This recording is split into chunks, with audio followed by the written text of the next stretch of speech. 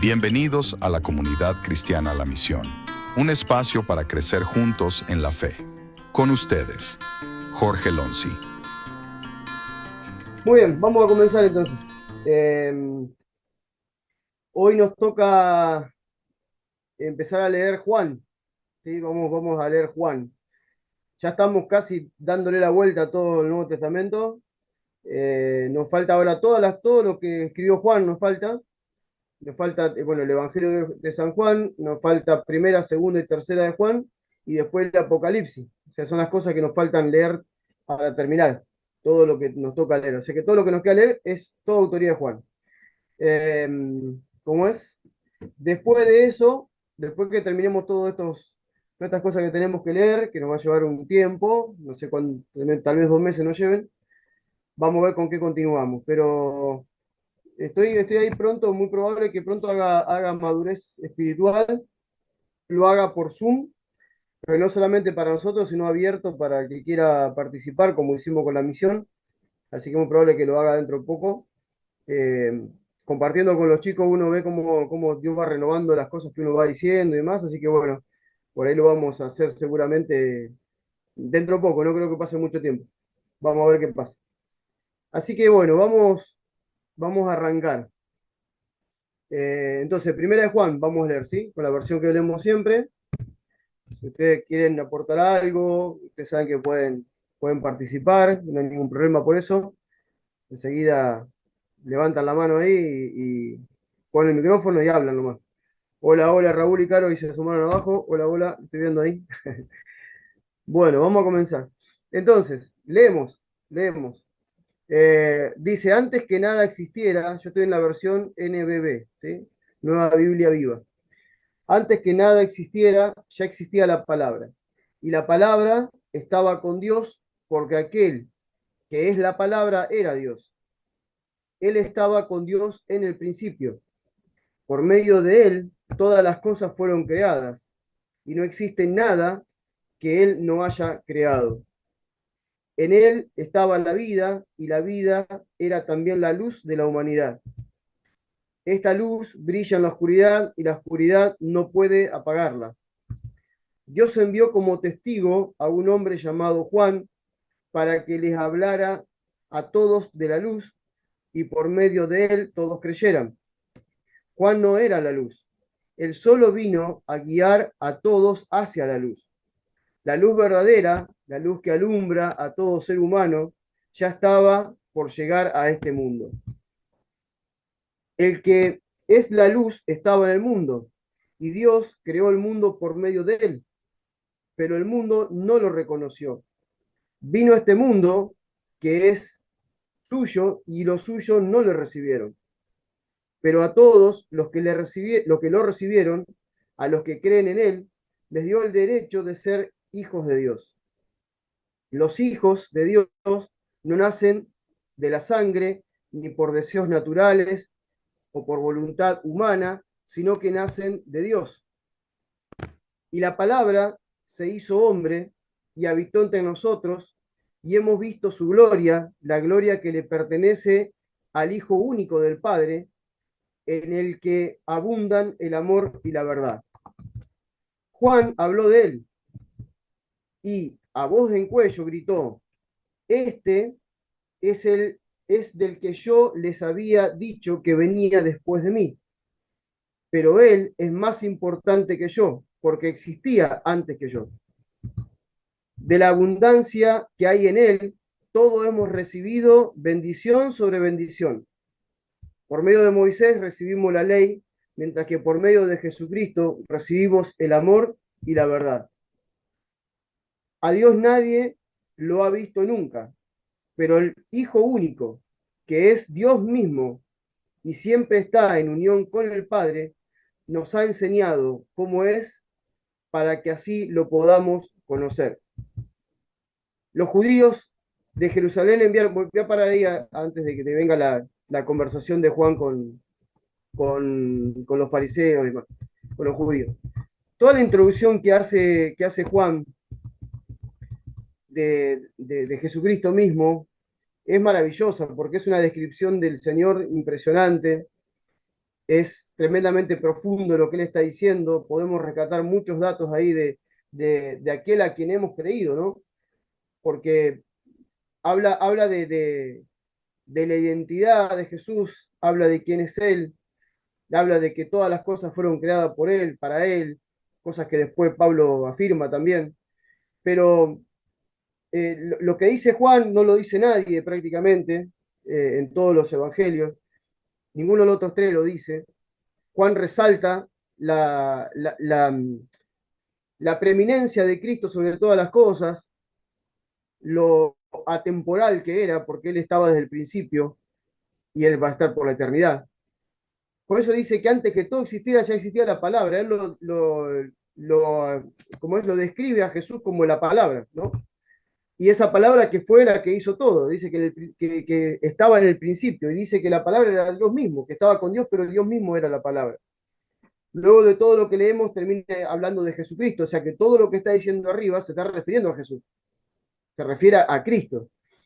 Y entonces él empieza a decir, bueno, estaban en el principio, Él era Dios, estaba en el principio, todas las cosas fueron creadas por Él, nada de lo que existe no ha sido creado por Él, todo fue creado por Él.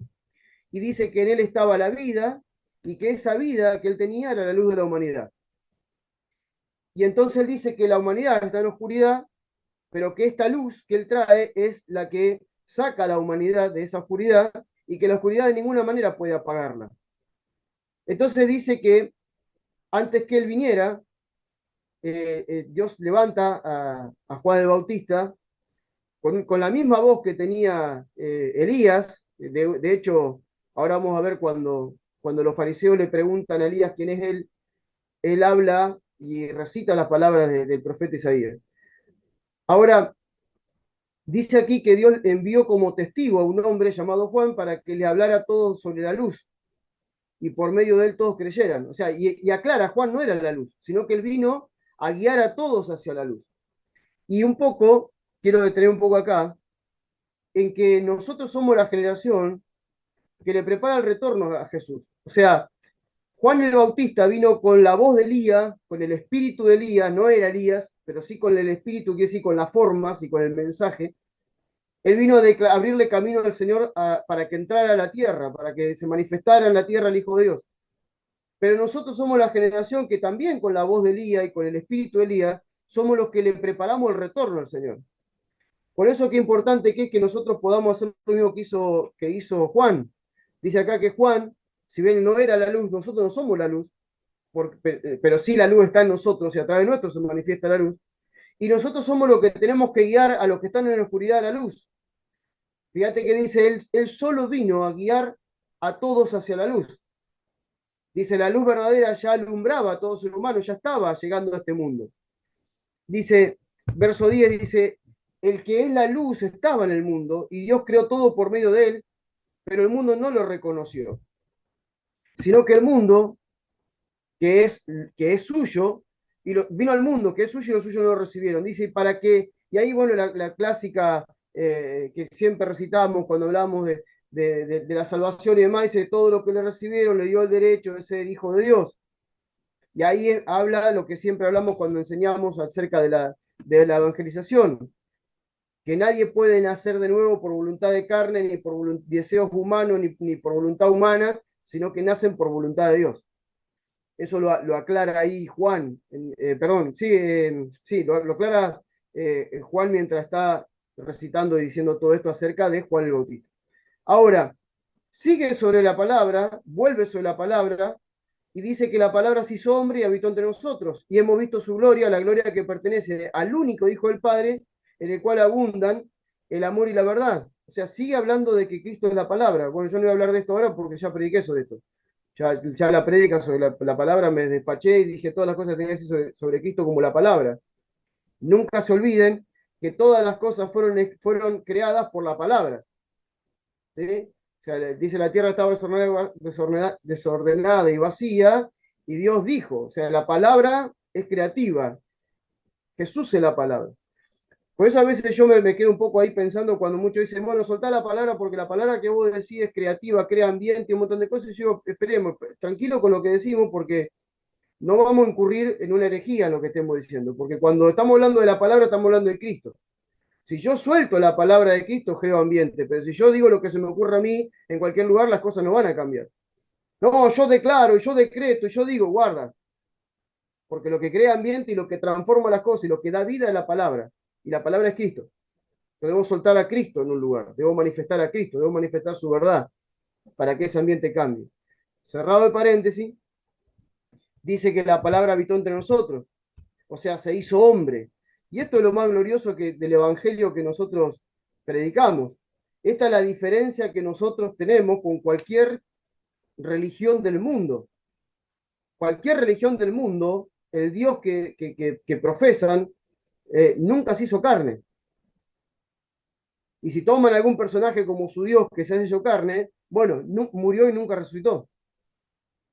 ¿No? Por ejemplo, el Islam, que creen en Alá, y su profeta Mahoma, o sea, vos vas a buscarlo a Mahoma, y Mahoma no, murió y está ahí los huesos de él. A Buda, vos lo buscás y los huesos de Buda están en la tumba. Pero vos vas a buscar los huesos de Jesús y no están, porque él resucitó. Esa es la gran diferencia que nosotros tenemos con cualquier otra religión. La mayoría de todas las religiones tienen una imagen, nosotros no la tenemos porque creemos en un Dios invisible, que se hizo visible por medio del Hijo. Y que está esperando que hoy, aquellos que somos los hijos, manifestemos la imagen del Dios invisible, como lo hizo su Hijo. Entonces nosotros tenemos una creencia que choca contra el mundo, que choca contra la mentalidad religiosa que todos los seres humanos tienen, pero tenemos una ventaja, porque nosotros podemos comprobar que en quien hemos creído realmente es Dios. Los demás son dioses falsos, pero tenemos que tener claro esto. Entonces la palabra, que era Dios mismo, dice, se hizo hombre y habitó entre nosotros. Y Juan da testimonio, dice, y nosotros vimos su gloria, vimos la gloria del Hijo de Dios caminando entre nosotros. O sea, imagínense lo que él está, no encuentra palabra para describir lo que él vio, lo que él experimentó. Y dice después, vuelve otra vez sobre Juan el Bautista, verso 15, y dice, Juan habló de él, y a voz de cuello gritó, este es el que yo le había dicho que venía después de mí, pero él es más importante que yo porque ya existía. Después vamos a ver lo que dice Juan de Jesús, porque es tremendo, porque en un momento, cuando vamos a leer ahora la declaración de Juan, Juan todavía no sabía que Jesús era el Cristo. Todos sabemos que Jesús era primo de Juan, eso lo saben ustedes, lo han leído. Juan el Bautista era primo de Jesús. Ahora, él está diciendo, bautizando gente en el Jordán, ábranle camino al Señor, arrepiéntanse y todas las cosas, pero él todavía necesita la certeza de que Jesús era el Hijo de Dios, de que Jesús era el Mesías, el Cristo, y ahora vamos a ver cómo él recibió esa certeza. Pero él tenía algo claro, que el que venía existía antes que él. Y vos cuando te pones a ver quién nació primero, quién nació después, nacieron casi iguales, o sea que no puedes decir, bueno, existía antes que yo porque nació 6 meses antes que yo, Jesús, y yo nací después. No está hablando de eso. Está hablando de que él existía antes que yo. ¿Por qué? Porque dice que ese que estaba viniendo y que se hizo carne, que se hizo hombre, existía cuando nada existía, ya era Dios. Era un Dios que se encarnó. Esa es la gloria que está contando Juan. Y entonces dice, de la abundancia que hay en él, todos hemos recibido bendición sobre bendición, y por medio de Moisés recibimos la ley, mientras que por medio de Jesucristo recibimos el amor y la verdad, o sea, la gracia. Y dice acá, a Dios nadie lo ha visto nunca, pero el único Hijo, que es Dios mismo, y siempre está en unión con el Padre, nos ha enseñado cómo es, para que así lo podamos conocer. Cuando nosotros enseñamos en la clase 5 del proceso de evangelización, cuando hablamos del propósito eterno de Dios, ahí enseñamos que el propósito eterno que Dios tiene con cada uno de nosotros es que lo conozcamos y que lo demos a conocer. Entonces, ¿cómo nosotros conocemos a Dios? Bueno, lo conocemos por medio del Hijo, porque el Hijo fue el que nos manifestó al Padre, el Hijo fue el que dio a conocer al Padre. Ese Dios invisible que nunca se había hecho visible, se hace visible ahora por medio del Hijo y manifiesta la naturaleza, manifiesta su naturaleza en la tierra. Que Pablo lo dice también, el Dios invisible que se hizo visible por medio del Hijo. Entonces él dice, está diciendo Juan aquí, Juan el escritor, Juan el Bautista, dice que que este Dios mismo, que el Hijo de Dios, dice que está en unión permanente con el Padre, y es por eso que Él nos mostró al Padre. Aunque el Padre es invisible, aunque Dios es invisible, en Jesús nosotros vemos al Padre. ¿Recuerdan cuando se le acerca Felipe a Jesús y le dice, Señor, muéstranos al Padre y con eso no basta? Y Felipe le dice, Felipe, he estado tanto tiempo con ustedes y aún no sabes, no te das cuenta que si me ves a mí, lo ves al Padre. Y no es que verlo a Jesús con la barba, la túnica, eso era verlo al Padre, sino ver la esencia de Él, ver la naturaleza de Él, era verlo al Padre. Entonces, aquí, bueno, me salgo un poco de lo que está diciendo ahí. Esto es lo que nosotros tenemos como misión en la tierra. Conocerlo cada vez más al Padre por medio del Hijo y dar a conocer al Padre, siendo nosotros hijos que manifiestan su naturaleza.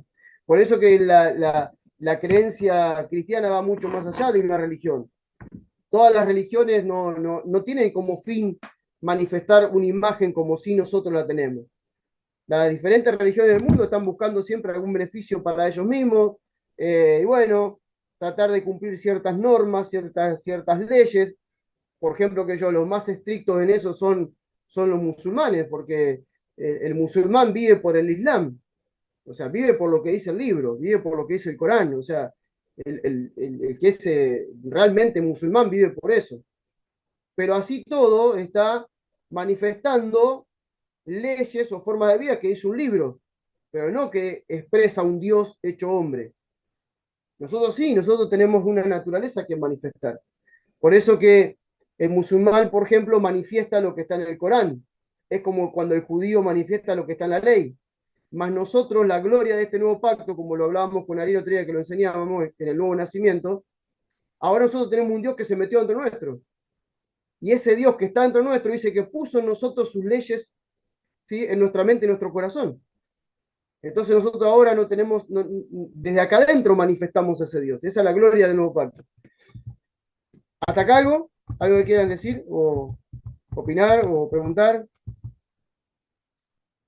¿No? ¿Todo bien? Bueno, sigo. Habla ahora, calle para siempre. Entonces sigue y dice, los judíos de Jerusalén enviaron sacerdotes y ayudantes del templo para que le preguntaran a Juan, o sea, Juan el Bautista, quién era él. Y esto es lo que Juan le respondió. Yo no soy el Cristo. O sea, él no lo negó. No dijo, no, el Cristo no va a venir. Él dijo, no, yo no soy el Cristo. Así dijo sin negarse a confesarlo claramente. O sea, él no lo confesó, pero tampoco lo negó. Y le preguntaron, ¿y a quién entonces? Perdón, ¿y quién eres entonces? ¿Eres acaso Elías? Y él respondió, no lo soy. ¿Eres el profeta? No. Le dijeron, ¿quién eres entonces? Tenemos que llevar una respuesta a lo que nos enviaron. ¿Qué puedes decir de ti mismo? O sea, los fariseos y los que vinieron del templo estaban como locos, porque dicen, ¿quién es este hombre? O sea, ¿quién lo mandó a este hombre a bautizar? Porque también los judíos bautizaban. En aquel tiempo, si ustedes van a leer la clase 8 del proceso de evangelización, van a ver que ahí hablo yo de eso. Que en aquel tiempo había bautismo, los judíos bautizaban, había otras religiones, creencias alrededor que bautizaban como un bautismo, como un inicio a esa fe. O sea, el bautismo no era de los cristianos, era una práctica. De repente aparece un tipo descolgado de la nada, un tipo que vive en el desierto, que come miel y langosta, que está vestido con cuero de oveja, o sea, una cosa rara, y el tipo se pone a bautizar en el Jordán, que el Jordán no era un río cristalino, era un río como el que tengo yo acá enfrente. O sea, y todos bautizaban en un río cristalino, no en ese río. Entonces, ¿quién es este tipo? Está haciendo todo al revés y además, ¿con qué autoridad lo hace? O sea, tenemos que llevar un reporte a nuestras autoridades, a los sacerdotes del templo. Nosotros le tenemos que llevar un reporte. Decinos vos, ¿quién sos? ¿Con qué autoridad estás haciendo esto? Y le dicen, ¿qué puedes decir de ti mismo? Ya no importa lo que digan los demás. ¿Qué decís vos de vos mismo? Y Juan le respondió con las palabras del profeta Isaías. Fíjense que ahí él afirma a qué había venido. Entonces le dijo, yo soy la voz del que grita en el desierto, preparen un camino recto para el Señor. Ese era el ministerio que Dios le había dado a Juan. Lo único que Juan tenía que hacer es prepararle el camino al Señor. ¿A través de qué? De confrontar a los que estaban ahí y decirle, ustedes son todos los pecadores, deben arrepentirse porque el Señor viene. De hecho, le decía generación de víbora y bueno, tantas cosas que se le iba la lengua a Juan y se le salía la cadena y le mandaba, le decía de todo. Pero él estaba en el desierto llamando a los judíos al arrepentimiento para preparar su corazón para la venida del Mesías. Él estaba cumpliendo algo profético que estaba escrito en los profetas. Incluso en Moisés estaba escrito también. Entonces él empieza, y verso 24 dice, los enviados de los fariseos le preguntaron, si no eres el Cristo, ni Elías, ni el profeta, ¿por qué bautizas? O sea, lo más común es que, bueno, si fuera el Cristo está bien, bueno, si fuera un profeta, bueno, pero ¿por qué bautizar si no son ninguno de ellos? Y Juan le respondió, yo bautizo con agua, pero entre ustedes hay alguien a quien ustedes no conocen que viene después de mí, a él yo ni siquiera merezco desatarle la correa de la sandalia. Todo esto ocurrió en Betania, el pueblo que está al lado del río Jordán, donde Juan estaba bautizando. Al día siguiente, Juan vio que Jesús se acercaba a él y exclamó, he aquí, viene el Cordero de Dios que quita el pecado del mundo. Él es aquel de quien les dije, después de mí viene un hombre que es más importante que yo, porque existía antes que yo. Yo no lo conocía, pero vine bautizando con agua para que él se diera a conocer al pueblo de Israel. Fíjense que yo no lo conocía, es como que él tiene la voz profética, es muy raro lo que le pasa a Juan, porque él tiene la voz profética, dice, ese es el Cordero de Dios, ¿sí? Que quita el pecado del mundo, ese es el que viene, el que yo no le puedo atar los cordones, ese es el que yo dice, y dice, ese es el que existía antes que yo, pero yo no lo conocía. O sea, proféticamente, porque Dios me dijo que es él, pero yo todavía no lo conozco, porque necesito la confirmación para conocerlo. Y fíjense cómo sigue, verso 32. Y Juan añadió, yo vi al Espíritu descender del cielo en forma de paloma y posarse sobre él. Esa era la confirmación que él citaba Juan el Bautista para confirmar que Jesús, su primo, en lo humano, era el Cristo, era la palabra que había existido antes que todo existieran, era el que estaba antes de él, ¿sí? que era el Cristo. Él necesitaba esa confirmación, que el Espíritu Santo venga sobre él. Dice, yo mismo no lo conocía, pero el que me mandó a bautizar con agua me dijo, cuando veas al Espíritu descender y posarse sobre alguien, ese es el que bautiza en el Espíritu Santo. O sea que el Padre le habló a Juan el Bautista y le dijo, la confirmación de quién es el Cristo será cuando vos veas que el Espíritu Santo desciende sobre él y reposa en el momento del bautismo. Entonces esa es la confirmación que Juan el Bautista tenía de que Jesús realmente era el Cristo. Dice, yo lo he visto y por eso le aseguro que este es el Hijo de Dios. Ahí llegó a la confirmación de que Jesús era el Hijo de Dios. Al día siguiente, Juan estaba con dos de sus discípulos en el mismo lugar. Cuando vio que Jesús pasaba por allí, dijo, he aquí viene el Cordero de Dios, dale de vuelta. Cada vez que lo veía, no sé cuántas veces Jesús le pasó por al lado, pero cada vez que le pasaba decía, ese es el Cordero de Dios, ese es el Cordero de Dios. Se cansó de decir que era el Cordero de Dios. Al oír esto, verso 37, dos de sus discípulos siguieron a Jesús. Jesús volvió la cabeza y viendo que lo seguían le preguntó, ¿qué buscan? Como si Jesús no supieran qué estaba buscando. ¿Qué buscan? Y ellos le contestaron, Rabí. Rabí significa maestro. ¿Dónde vives? O sea, ellos ni siquiera le dijeron qué estaban buscando. Querían saber dónde vivía. Y Jesús le dijo, vengan y vean. Ellos fueron con él, vieron dónde vivía, y puesto que eran como las 4 de la tarde, se quedaron con él ese día.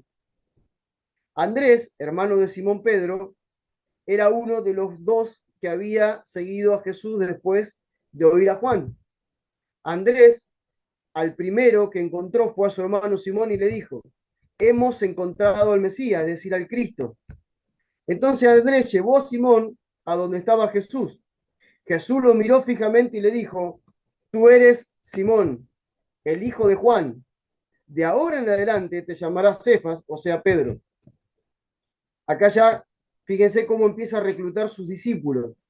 Ya él cumplió lo que Dios, lo que tenía que cumplir, pasó por las aguas, recibió el Espíritu Santo, está empezando a reclutar a sus discípulos. Fíjense que los dos primeros discípulos eran discípulos de Juan. Dejaron a Juan y se fueron con Jesús. Y uno de ellos dice, voy a buscar a mi hermano, lo voy a buscar a Pedro. Y le dice a Pedro, y Pedro ahora se suma. Ahora, todo esto pasa en la zona de Galilea. Galilea era una región media olvidada, una región que no estaba muy bien vista por las diferentes ciudades que tenía. Estaba alejada de Jerusalén, o sea, no era un lugar, digamos, donde tendría que pasar cosas extraordinarias como están pasando. Dios lo iba haciendo medio como, iba manifestando de a poco todo lo que él iba a hacer, ¿sí? Y entonces dice que al día siguiente Jesús decidió ir a Galilea, allí se encontró con Felipe y le dijo, sígueme, o sea, ahí reclutó otro más, y dice que Felipe era de Besaida, el mismo pueblo donde eran Pedro y Andrés. Felipe fue a buscar a Natanael y le dijo, fíjense cómo cada discípulo va a buscar a otro discípulo. Ahora me ha quedado un cachito con eso. Vamos a hablar por analogía, denme un ratito. Y dice, hemos encontrado a aquel de quien escribió Moisés en la ley y que también escribió los profetas. O sea, tanto Moisés como los profetas hablaban de Jesús. Y dice, es Jesús de Nazaret, el hijo de José. O sea, como viene, le dice, es Jesús del que vive en Nazaret, el hijo del carpintero. Y vos te pones a pensar, Natanael pensó, pero escúchame, pará. Me decís que encontraste al Cristo, del cual escribió Moisés y los profetas, y me decís que ese es el hijo del carpintero, el que nos hace las mesas para y las sillas. O sea, no tiene relación lo que me está diciendo. Entonces Natanael replicó y dijo, ¿acaso puede salir algo bueno en Nazaret? Y esta frase no es porque sí, ahora se las voy a explicar. ¿Por qué dijo Natanael esto? Entonces Felipe le contestó, ven y te convencerás. Voy a parar ahí, antes que se encuentren a Natanael con Jesús. Quiero decir algo. Dos cosas antes que se me pierdan, porque una me vino a decirse la hora. Fíjense cómo cuando alguien realmente se encuentra con Jesús y se encuentra con el Cristo, se encuentra con Cristo y decide seguirlo, porque el que decide seguir a Cristo no es el que cree en él. El que decide seguir a Cristo es el que se convierte en discípulo de él, el que está dispuesto a ser discípulo de él. Porque fíjense que estos dos primeros ya eran discípulos de alguien y lo dejan y se van detrás de Cristo. ¿Sí? Eran discípulos del profeta que anunciaba el Cristo, pero llegado el Cristo se fueron detrás del Cristo. Entonces aquí vemos dos discípulos que se suman a Jesús. Ahora, ¿qué hacen esos discípulos? Inmediatamente van a buscar a otros discípulos. Pero es increíble porque, a ver, es un principio espiritual. Ni bien, ni bien Jesús recluta dos discípulos, esos discípulos lo primero que piensan es en multiplicar discípulos, en sumar discípulos, en compartirlos. Por eso que yo siempre digo que una de las señales cuando alguien realmente está empezando a caminar como un discípulo de Jesucristo es que no para de pensar en hacer discípulo de Jesús a otros. Es evidente, es una evidencia espiritual. El otro día hablábamos con Ariel cuál era la evidencia de que alguien nació de nuevo. Y erróneamente la religión dice que el nuevo nacimiento, la evidencia es cuando empiezan a hablar en lengua. Eso no es así. La evidencia de que alguien nació de nuevo es que esa persona inmediatamente tiene convicción de pecado y que inmediatamente busca la santidad. Eso es nacer de nuevo, porque el Espíritu Santo vino y la primera función del Espíritu Santo es convencer del pecado. Entonces, cuando yo veo que alguien inmediatamente le viene un temor reverente a Dios, empieza a arrepentirse, quiere cambiar, quiere transformar su vida, quiere honrar a Dios con su vida, esa persona nació de nuevo. Es evidente, esa es la evidencia de que nació de nuevo. Si habla en lengua no es otra cosa, porque eso es un don. Ahora, ¿cuándo yo puedo tener una evidencia de que alguien se está convirtiendo en un discípulo de Jesús? Estos recién llegaban, tenían un montón de cosas que aprender de Cristo, tenían un montón de todo un camino de madurez, todo un camino para andar con el Señor, pero ya tenían una evidencia de que iban a ser discípulos de Él. ¿En cuál? El que se iba a buscar otro discípulo. Por eso es que si nosotros decimos que somos discípulos de Jesús, inmediatamente tenemos que estar todo el tiempo pensando, orando y yendo a buscar gente para ser discípulo de Él. Porque quiero ser discípulo de Jesús y quiero multiplicar los discípulos de Jesús. Lo que me está pasando a mí quiero que le pase a otro. Eso es una señal que realmente me estoy convirtiendo en discípulo de Jesús. Ahora, Vuelvo al relato. ¿Por qué Natanael en un momento dice, ¿acaso algo bueno puede salir de Nazaret? ¿Por qué él dice esa? ¿Por qué la expresión de él? ¿Por qué no dijo, en lugar de decir, mirá, él podría haber respondido, me venía a decir que encontraste al que dice la ley de Moisés y que dice los profetas, pero es el hijo de José, o sea, sí el hijo del carpintero. Él podría haber apuntado a la profesión, él podría haber apuntado a la filiación con José, un carpintero. Todos lo conocemos, el muchachito que trabaja con el padre José en la carpintería. No él no dijo eso. Él apuntó a la ciudad y dijo, algo bueno puede salir de Nazaret. Claro, porque Nazaret era una pequeña ciudad de la zona ¿cómo es? De Galilea, perdón, sí, sí, Galilea. Era una ciudad que estaba en una colina, no era una ciudad grande, era una ciudad pequeña, como todas las cosas que pasó con Jesús. Nació en Belén, una pequeña ciudad perdida en medio de la nada. Ahora él vivía ahí, su familia vivía ahí, la gente lo conocían bien, sabían quién era conocido porque no era un gran pueblo. Pero el tema de Natanael que apunta contra Nazaret y dice algo bueno puede salir de ahí, es porque todas las revoluciones raras salían de Nazaret. Por ejemplo, los celotes que se armaron y que iban en contra de los romanos y peleaban, esos salieron desde Galilea, perdón, de Nazaret. Los celotes, que eran los revolucionarios, salieron de ahí. Uno de los pueblos que más se rebeló ante el gobierno romano eran los de Nazaret. Entonces, todo lo malo, todo lo que era revuelto y todo lo que era raro estaba en Nazaret. Por eso este muchacho dice, algo bueno puede salir en Nazaret. Aparte, Nazaret no conectaba con nada de lo que tenía que ver con la venida supuestamente de ellos, que ellos pensaban de dónde venía el Cristo. Tenía que venir de una ciudad importante, tenía que venir no sé, de una genealogía importante, aunque ellos no la conocían. Entonces esa es la expresión, dice, de algo bueno puede salir de Nazaret. Y entonces Felipe le contestó, ven y te convencerá. O sea, si no estás convencido de lo que te estoy diciendo, vení, seguime. Vení que te lo presento. Dice, cuando Jesús vio que Natanael se le acercaba, le dijo, aquí viene un verdadero israelita en quien no hay engaño. Le pegó lo hizo agrandar al tipo, ¿viste? Oh, tremendo. Aquí viene un verdadero israelita en quien no hay engaño. Y Natanael le preguntó, ¿de dónde me conocés? Natanael no le dijo, no, mirá, yo tengo algunas cositas, ¿viste? No, no, se ve que Natanael era un tipo irreprensible.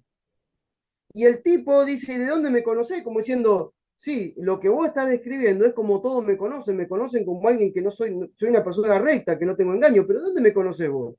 Si yo no pisé Nazaret, nunca fui a Nazaret, no te conozco, ¿de dónde me conocés vos a mí? Y Jesús le dice, para que él crea, te vi cuando, te vi cuando aún estabas debajo de la higuera, antes que Felipe te llamara. O sea, Jesús le da una palabra de ciencia, por eso no es profecía, eso es ciencia. Y Natanael expresó y dijo, maestro, tú eres el Hijo de Dios, tú eres el Rey de Israel. Ja, pasó de que en Nazaret no había nada bueno a que de repente era el Hijo de Dios y era el Rey de Israel. O sea, pasó del carpintero que no lo registramos al rey. O sea, sin escala. Fíjate el tipo cómo pasa de una. ¿Pero por qué? Porque él queda impactado por lo que Jesús le está diciendo. Yo te vi antes que Felipe te llamara. Y esto también a mí me pega muy fuerte en cuanto a, qué tremendo, ¿no? Porque, bueno, termino lo que dice y digo esto. Dice, maestro, tú eres el Hijo de Dios, tú eres Rey de Israel. Y Jesús le dice, ¿lo crees solo porque te dije, te vi cuando estabas debajo de la higuera? Pues vas a ver cosas más grandes que estas. Y siguió diciendo, les aseguro que ustedes verán abrirse el cielo y los ángeles de Dios subir y bajar sobre el Hijo del Hombre. Hoy vamos a leer el capítulo 2 también, pero déjenme terminar acá. Eh, yo cuando leí esto, siempre cuando uno lee esto, digo, qué tremendo, ¿no? Porque salgámonos de la historia de Natanael y vayamos a nuestra historia, a la de cada uno de nosotros. ¿Cuántas veces el Señor ya nos vio desde antes nos vio que algún día íbamos a llegar? ¿Cuántas veces nosotros lo rechazamos? ¿Cuántas veces nosotros estábamos en otra vida? Estamos en cualquier cosa y de repente ya nos vio de antes? ¿Sí? Y muchas veces nosotros no nos damos cuenta o es como que no nos cae la ficha, vivimos así medio acelerados y no nos damos cuenta de que nosotros no fuimos los que lo elegimos a él. Él nos eligió antes. Él ya pensó antes en nosotros. ¿Cómo yo no voy a vivir honrándolo y vivir para él? Si él me escogió de lo más vil, de todo lo que hay, él ya me llamó. En algún momento me llamó. Él me vio de antes de que yo lo vea, de antes de que yo lo reconozca, de antes de que yo lo busque. Él ya me había visto, nos vio a cada uno de nosotros. O sea, no es que nosotros estamos porque en un momento nos aburrimos de la religión católica o de otra religión o no nos funcionaba la vida y dijimos, bueno, vamos a probar con la religión evangélica a ver qué nos pasa. No, no, no fue eso. Él nos vio de antes. Él ya tenía un plan. Por eso que nosotros no podemos vivir apuntando todo el tiempo, enfocando en lo terrenal. Que nuestra vida no puede pasar por lo terrenal, tiene que pasar por lo eterno. Sí que necesitamos vivir, sí que necesitamos todas las cosas, pero todo el tiempo nosotros tenemos que estar pendientes a ver de que, ¿por qué Él me llamó? Porque acá Él está llamando. Él lo está llamando, Él lo fue a buscar. ¿Sí? O vos decís, bueno, pero no, pero pará, lo fue a buscar, ¿quién era? Que lo fue a buscar, pero ya me perdí. Felipe lo fue a buscar. No, no, no, lo fue a buscar Felipe, sí, pero el Señor ya lo estaba moviendo a alguien que lo fuera a buscar. O sea, a mí alguien me predicó, sí, obviamente, pero el Señor ya me estaba llamando. De hecho, ¿cuántos años Dios nos llamó y lo hemos rechazado? Allá en Córdoba, cuando andaba por Córdoba, las veces que Dios me llamó y lo rechacé siempre, hasta que llegué a mi tierra y ahí Dios terminó de romper conmigo. Pero ¿cuántas veces Dios nos llamó? Entonces digo, nunca, nunca, eh, al revés, voy a cambiar la palabra, valoremos lo que tenemos. Démosle un extremo valor a esta vida que tenemos en Cristo, porque Él nos llamó, Él nos buscó, Él nos reclutó, y Él espera que nosotros seamos discípulos, no solamente creyentes, y discípulos que multipliquen discípulos, porque ese es el plan. Entonces, eso es muy importante. Ahora, vamos al capítulo 2 porque lo vamos a ver hoy también. Total, es historia, lo vamos a leer y ahí no nos vamos a meter mucho.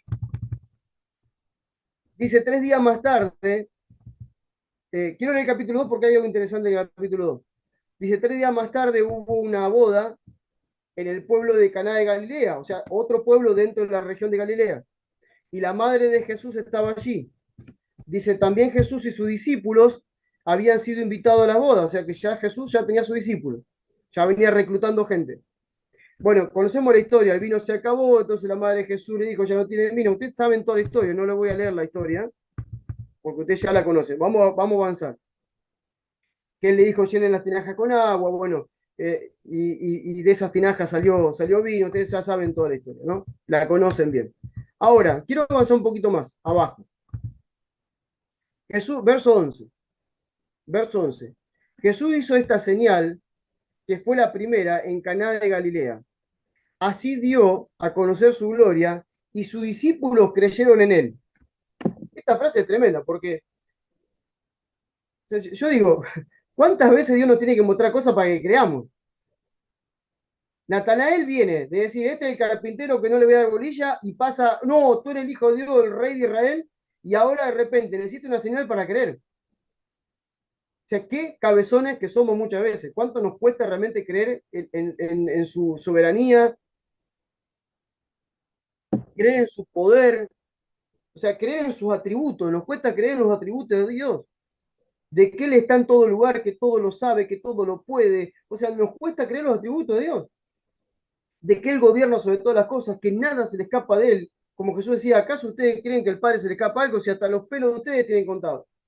O sea, todo Él lo sabe, todo, absolutamente todo. ¿Por qué nosotros a veces caemos en el error, caemos, me incluyo, en el error de preocuparnos tanto por las cuestiones terrenales, cuando sabemos que el Padre ya tiene todo preparado? O sea, yo solamente tengo que encontrar la salida a cada situación que Él ya la tiene preparada.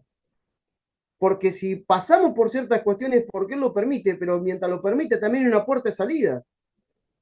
Y en el proceso por el que estamos pasando, Él nos está tratando con nosotros, está formando nuestra vida, está aprobando nuestra vida y hay una puerta de salida siempre para seguir adelante. Nosotros muchas veces nos quedamos con esto y fíjense que dice que los discípulos creyeron en Él. ¿Por qué? Porque vieron una señal. Yo debo creer en el Señor aunque no vea ni una señal. Debo seguir creyendo. Debo seguir creyendo. Debemos seguir creyendo aunque no veamos señales. Lamentablemente hoy muchos cristianos buscan señales. Si no, no creen. Y si yo no viera ninguna señal, ¿qué voy a dejar de creer?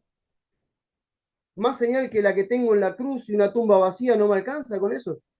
¿No me alcanza a ver la cruz, a él totalmente destruido, reventado, aplastado por el Padre en la cruz, para que yo pueda tener una nueva vida? ¿Y no me alcanza ver la tumba vacía para saber que Él venció sobre la muerte y yo también puedo vencer sobre cualquier situación? ¿No me alcanza con eso?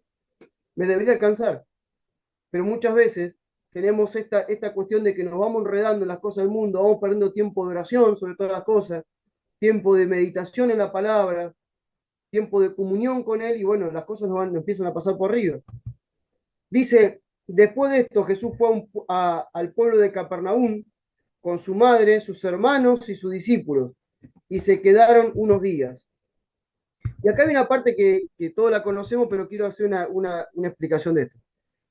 Dice, luego, cuando se acercaba la Pascua, que es una fiesta de los judíos, Jesús se fue a Jerusalén. O sea, en este tiempo estamos en la víspera de la Pascua, ¿no? Dice, dentro del templo encontró, perdón, a los que vendían bueyes, ovejas y palomas, y a los que cambiaban dinero sentados en sus mesas. Entonces hizo un látigo con algunas cuerdas y echó a todos del templo. También echó junto con ellos a sus ovejas y sus bueyes. Arrojó el sueldo de las monedas, arrojó al suelo las monedas de los que cambiaban el dinero y volcó sus mesas. Dice, a los que vendían palomas le dijo, saquen esto de aquí, no conviertan la casa de mi padre en un mercado. Sus discípulos entonces recordaron que la escritura dice, el celo que tengo por tu casa me está consumiendo. Frente a esto, los judíos le preguntaron, ¿qué señal nos puedes mostrar de que tienes el derecho de hacer esto? Y Jesús le contestó, destruyan este templo y en 3 días lo volveré a levantar. Esa era la señal. Y los judíos dijeron, le llevó 46 años construir este templo y tú dices que en 3 días lo volverás a construir. Pero el templo del que él hablaba era su propio cuerpo. Por eso, después que resucitó, sus discípulos se recordaron de estas palabras que él había dicho. Entonces creyeron en la escritura y en lo que Jesús había dicho. Otra vez los discípulos teniendo que pasar por un proceso para creer, por ver, ¿no? Dice, mientras Jesús estaba en Jerusalén durante la fiesta de la Pascua, muchos creyeron en él porque vieron las señales milagrosas que hacía, pero Jesús no confiaba en ellos porque los conocía a todos. No necesitaba que nadie le dijera nada acerca de los demás porque él conocía los pensamientos del ser humano. Podemos terminar acá, pero permítame decir algunas cosas en lo que hemos leído. Vamos primero al tema del revuelo que arman el templo. ¿Por qué arman ese revuelo? Bueno, acá obviamente dice, no, no conviertan la casa de mi padre en un mercado. Habían convertido, ¿sí?, todo lo que era el templo en un mercado. Ahora, si nosotros vemos esta situación, la encontramos en los cuatro evangelios. Lo encontramos en Marco, lo encontramos en Mateo, lo encontramos en Lucas y lo encontramos en Juan. Pero Mateo, Marcos y Lucas lo nombran al final de los días de Jesús. Ellos lo nombran al final de los días de Jesús y que eso es un motivo para que empiece todo el juicio y la persecución de Jesús para matarlo. Ahora Juan lo cuenta lo primero. Cuando todavía ni siquiera arrancó el ministerio de Jesús lo está contando. Entonces acá entra una cuestión. ¿Quiere decir que Jesús 2 veces purificó el templo? ¿O es que Juan se está equivocando? O sea, ¿qué es lo que pasó? Y en realidad, sí, la mayoría de los historiadores concuerdan de que Jesús 2 veces purificó el templo. Que esto fue en su inicio y los otros 3 cuentan el final. Porque aquí lo que está contando Juan, él está diciendo, él vino y limpió el templo. No voy a hacer estudioso porque es un estudio largo, pero él vino, la primera vez que viene a Jerusalén, se encuentra con Jerusalén como está, y él ve que habían hecho de la casa de su padre, como lo decía, un mercado. Entonces él como sacerdote limpia, purifica, ¿sí? Hace todo lo que hace. Pero fíjense que acá no dice, han hecho de la casa, han hecho de la casa de oración. No, no habla de la casa de oración, habla de la casa de mi padre nomás. Está hablando solamente de ese momento. Y fíjense que Muchas veces confundimos y pensamos que Juan, ¿por qué Juan lo puso lo primero? ¿Será que Juan se equivocó? ¿Qué fue primero? No, hubo dos purificaciones del templo. Esta fue la primera. ¿Por qué fue lo primero? Porque tiene que ver con lo que Jesús dice después, con lo que habla del templo. Y ellos le dicen, ¿qué señal nos da a nosotros para venir acá y hacer lo que estás haciendo? Y él le dice que va a destruir el templo. Dice, destruyan este templo y yo lo volveré a levantar en 3 días. Y ellos le dijeron, 46 años lo llevó construir este templo y tú dices que lo puedes levantar ahora. Entonces ahí se dan cuenta, Jesús después dice, o los discípulos ven que él está diciendo, está hablando de su propio cuerpo, no del templo. Entonces él está iniciando su ministerio, presten atención a esto, él está iniciando su ministerio y hasta ahí él lo que tiene que llevar es la transición que tiene que lograr en su creyente es dejar de que todo su culto, su adoración y todas las cosas que hacían pasaran por ese edificio y ahora entendieran que iba a transicionar todo a un nuevo edificio que iba a ser el cuerpo de él y obviamente todos nosotros como iglesia después. Entonces, primero provoca esa purificación y comienza su ministerio, como una advertencia de lo que iba a pasar. Cuando termina su ministerio, se encuentra con que habían vuelto otra vez, habían armado todo de vuelta, y ahí sí vuelve a hacerlo, vuelve a purificar el templo, pero acá ya se declara otra cosa. Él dice, hicieron de la casa de mi padre, que era una casa de oración, la hicieron un mercado. O sea, ya avanza sobre lo que dice. ¿Sí? Ya él está avanzando sobre lo que está declarando. Entonces, son dos momentos diferentes. Lo quería aclarar nomás porque es importante, porque yo muchas veces me pregunté de esto. Yo muchas veces me pregunté y me puse a investigar del tema, porque digo, ¿por qué Juan lo pone lo primero y los otros tres lo ponen al final? O sea, ¿son dos eventos diferentes o es que Juan se lo antojó ponerlo acá? Pero no me encaja con la historia que cuentan los otros. O sea, está mal contar la historia por Juan. ¿Qué es lo que pasa? En realidad, la mayoría coinciden que fueron estos dos momentos, estos dos eventos, que tenían que ver más que nada con algo espiritual, no con algo natural, con un proceso de transformación de los judíos de esa situación a la otra que íbamos a vivir después, que nosotros que entendiendo que el cuerpo de Cristo es el templo donde el Espíritu habita y nosotros como iglesia somos el cuerpo de Cristo. Por eso, capítulos un poquito más adelante, vamos a ver el encuentro de Jesús con la samaritana, que la samaritana le dice, ustedes adoran en Jerusalén y nosotros en el templo, ¿dónde tenemos que adorar? Y ahí donde Jesús le dice, no va a haber ningún lugar para adorar, ustedes adoran desde acá adentro. ¿Ven cómo va conectando todo? Entonces, quería aclarar ese punto. Ahora, termina esta parte que está impresionante, porque dice que él habla, le llevó 46 años construir el templo y tú dices que en 3 días podrás volver a construirlo. Pero el templo del que hablaba era su propio cuerpo. Por eso, después que resucitó, los discípulos se acordaron de estas palabras que había dicho, entonces creyeron la escritura y en lo que Jesús había dicho. ¿Sí? Entonces, fíjense que otra vez los discípulos, como lo decía recién, en todo un proceso de entender lo que Jesús iba hablando. Días atrás, y con esto voy terminando, le estoy enseñando a los chicos del centro misionero ahí, eh, madurez espiritual, y madurez espiritual arranca con el principio de atención, luego sigue con revelación, luego propósito, y yo les decía que muchas veces nosotros, cuando leemos la escritura, todavía no tenemos un genuino conocimiento de lo que dice ahí. Necesitamos que la palabra se nos vaya revelando cada vez más. Nosotros siempre hago el mismo ejemplo, ¿no? Que tengo una escondida, una foto, y empiezo a decirle, bueno, cómo es la foto, si es redonda, rectangular, cuadrada, si es vertical, horizontal, y empiezo a decirle como diciendo, así arrancamos nosotros cuando agarramos la Biblia, o sea, empezamos a leer la Biblia y no tenemos luz en lo que leemos. Muchas veces no entendemos lo que estamos leyendo, pero a medida que vamos avanzando, Dios nos va trayendo más luz y vamos conociéndolo al Señor a través de la Escritura de una manera que antes no lo conocíamos, pero nunca pensemos que ya hemos llegado al total conocimiento, porque siempre hay algo más que nos quiere revelar, porque el único momento en que nosotros veamos claramente a Jesús va a ser cuando salgamos de este cuerpo y estemos con Él. O sea, cuando lo perfecto va a ser el momento que nosotros nos vayamos de acá.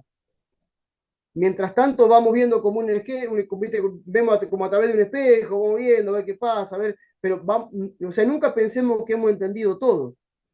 Vamos entendiendo cosas, sí, obviamente, siempre hay un conocimiento que me da la base para poder subir a un nuevo nivel de entendimiento, un nuevo nivel de revelación, y vamos avanzando. Pero nunca pensemos que lo sabemos todo, porque el único momento que vamos a ver todo como deberíamos saber es cuando estemos con él. ¿Sí? O sea, nunca nos quedemos con que ya lo sé todo, ¿viste? Entonces yo le decía a los chicos, nunca se pongan a discutir por la escritura, nunca no se pongan a discutir por una cosa, por otra. ¿Por qué? Porque no sabemos dónde estamos nosotros en el entendimiento. Por eso pensás que la tenés clarísima y en realidad todavía te falta entender cosas. ¿Sí? Entonces, lo que sí tenemos que hacer es meditar en la escritura y pedirle al Espíritu Santo, que es el que vino a revelar la escritura, que nos vaya haciendo entender lo que está diciendo ahí, porque cuanto más entendamos, cuando yo entiendo, cuando se me revela una verdad, yo entiendo, comprendo, y eso me lleva a un nuevo nivel de madurez, espiritualmente hablando. Me decían el otro día los chicos, pero a ver, me gustó la pregunta que me hicieron. Dice, bueno, ok, leo la escritura, medito en ella, el Espíritu Santo me la revela. Entonces tengo una revelación que me sube a un nuevo nivel de entendimiento. Pero yo ya no tengo madurez ahí. No, vos tenés que administrar lo que recibiste ahora. La madurez espiritual la vas a manifestar de acuerdo a lo que vos estás viendo. Digo, el error que muchas veces cometemos es que de repente yo veo algo nuevo, entiendo algo nuevo y ya salgo a querer compartirlo con todo. Y no, no es eso, seguir meditando porque tal vez te quedaste con sabés el 1% de lo que tenés que saber. ¿Sí? Entonces, por eso es que necesitamos meditar, necesitamos madurar en lo que la escritura nos dice. Y acá terminé, basta, no avanzo más. Dije que iba a hacer una hora, hice una hora. Así que bueno.